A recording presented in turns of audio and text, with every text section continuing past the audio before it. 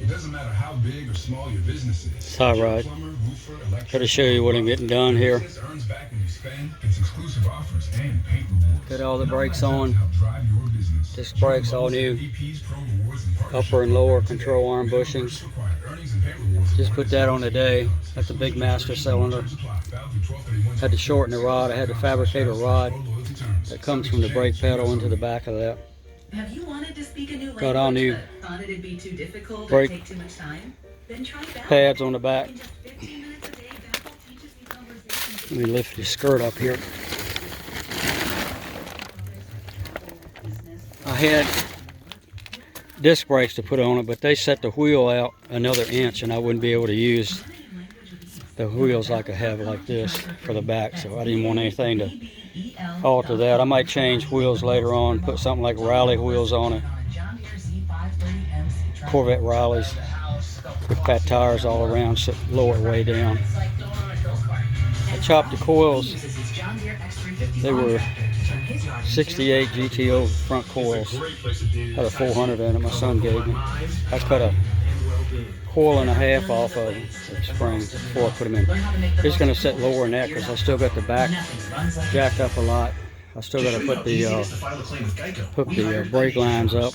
I got to order the right proportion valves. I had a whole bunch of proportion valves, but I want to make sure I get the right one for disc brake front and drum brake rear. There is a difference. I'll start it up for you. First time this year. Whoops. Forgot to put the battery. I got this cutoff battery thing here. If you got any kind of a drain at all in your car and the battery keeps going dead, that's a good thing to put on it till you find a problem.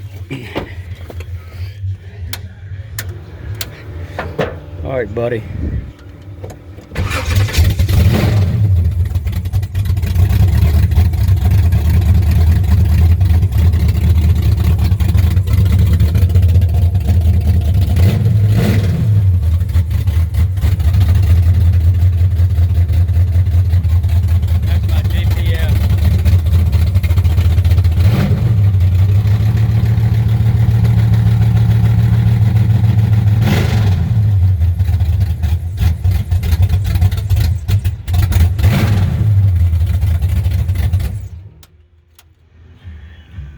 Gonna get the exhaust put on it real soon so it won't be making all this noise. I got a Delta 40 Flowmasters.